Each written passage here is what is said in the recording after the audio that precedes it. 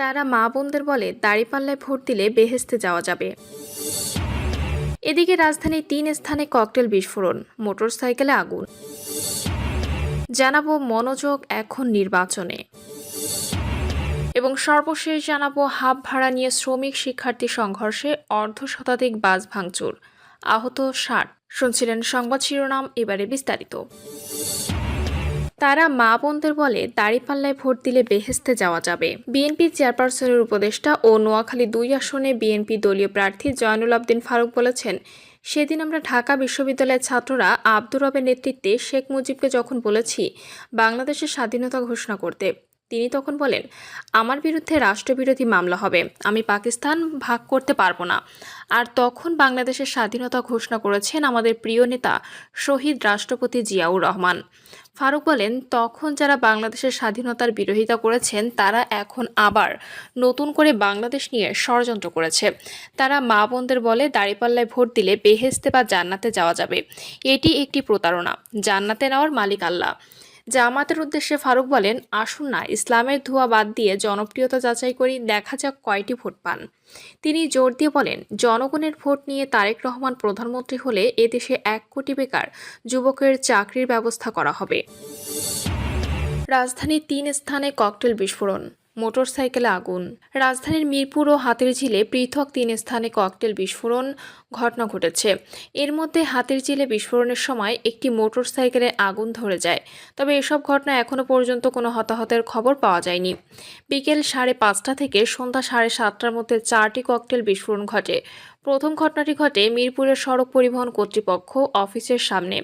এরপর মিরপুর 12 মেট্রো স্টেশনের নিচে 2 দফা বিস্ফোরণ এবং হাতিরঝিলে মধুবাগ ব্রিজের নিচে আরও একটি বিস্ফোরণ ঘটে। ঢাকা মহানগর পুলিশের মিরপুর বিভাগের সহকারী কমিশনার মোহাম্মদ মিজানুর রহমান জানান, বিকেল 5:30টার দিকে বিআরটিএ এলাকায় ককটেল বিস্ফোরণের ঘটনা ঘটে। তবে কারা এই বিস্ফোরণ ঘটিয়েছে তা এখনও নিশ্চিত হওয়া যায়নি। হাতিরঝিল থানার ডিউটি অফিসার উপপরিদর্শক ফুয়াদ আহমেদ বলেন, মধুবাগ ব্রিজের নিচে বিস্ফোরণের কারণে একটি মোটরসাইকেলে আগুন ধরে যায়। ঘটনাস্থলে গিয়ে পরিস্থিতি নিয়ন্ত্রণে আনা হয়, সেখানে কাউকে আহত অবস্থায় পাওয়া যায়নি। পল্লবী থানার পুলিশ জানায়, সন্ধ্যা 7:20 দিকে মিরপুর 12 মেট্রো স্টেশনের নিচে আচমকা 2টি ককটেলের বিস্ফোরণ ঘটে। ঘটনার পর দুর্বৃত্তরা দ্রুত পালিয়ে যায়। পুলিশ ঘটনাস্থল পরিদর্শন করেছে। মনোযোগ এখন নির্বাচনে। জাতীয় নির্বাচনের সম্ভাব্য সময় ঘোষণা করা হয়েছে আরও কয়েক মাস আগে। এরপর প্রার্থীর নাম ঘোষণা করে প্রধান 2 দলের মাঠে তৎপরতায় রাজনীতিতে ভোটের আমেজ চলে এসেছিল। যেটুকু সংশয় ছিল তা জুলাই জাতীয় সনদ নিয়ে মতপার্থক্যে কোনো দল না শেষ পর্যন্ত বেঁকে বসে। তবে জুলাই সনদ বাস্তবায়নের আদেশ জারির পর দলগুলোর মনোভাব এখনও পর্যন্ত মোটা দাগে ইতিবাচক বলে মনে হচ্ছে। দলগুলোর মনোযোগী হয়েছে ভোটের প্রচারে। সরকার জুলাই জাতীয় সনদে বাস্তবায়ন আদেশ জারি করেছে গত বৃহস্পতিবার। বিএনপির দাবি অনুযায়ী জাতীয় নির্বাচন ও সনদ নিয়ে গণভোট একই দিনে হবে বলে সেখানে জানানো হয়েছে। অন্য কিছু বিষয়ে সামান্য আপত্তি থাকলেও দলটির পক্ষ থেকে সরকারের পদক্ষেপকে স্বাগত জানানো হয়েছে। ফলে বিএনপি এখন ভোটে মনোযোগ দেবে। তাদের প্রার্থীরা গতকাল দেশের বিভিন্ন স্থানে নিজ নিজ আসনে গণসংযোগ ও নির্বাচনী শোভাযাত্রা করেছে।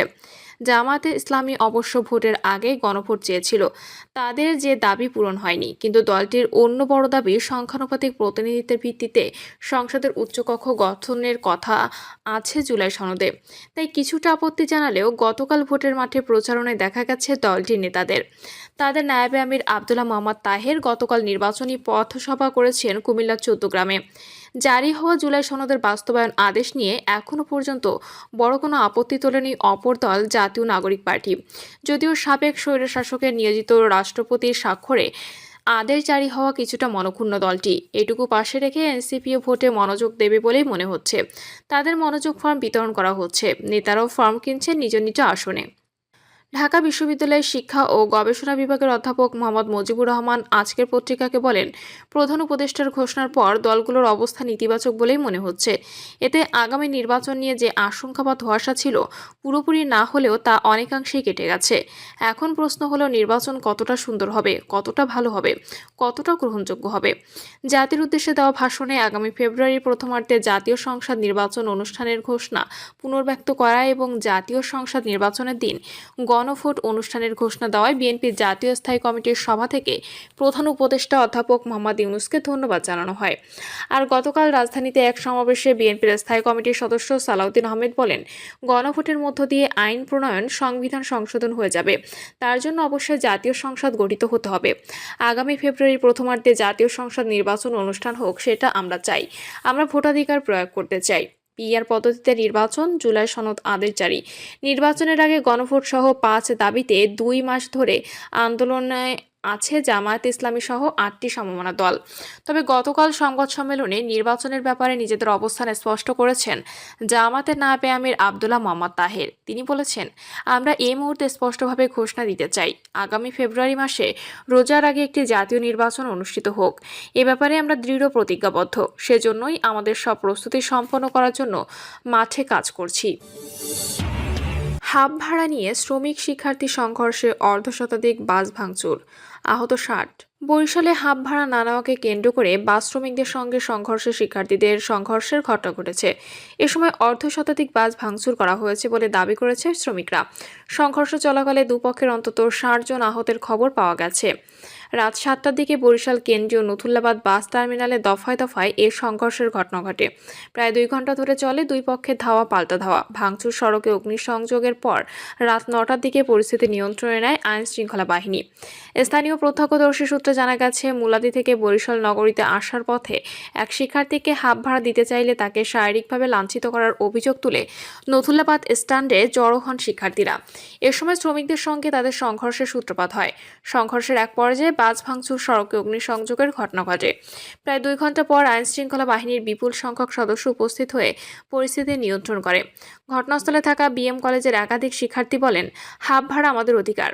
মুলাদি থেকে বরিশাল নগরীতে আসার পথে এক শিক্ষার্থী হাব ভাড়া দিতে চাইলে তাকে শারীরিকভাবে লাঞ্ছিত করে বাস শ্রমিকরা। খবর পেয়ে আমরা নথুল্লাবাদ স্ট্যান্ডে জড়ো হয়ে শ্রমিকদের বিচার দাবি জানাই। এ সময় আমাদের উপর বাস শ্রমিকরা হামলা চালায়। এতে 20 থেকে 25 জন শিক্ষার্থী আহত হন।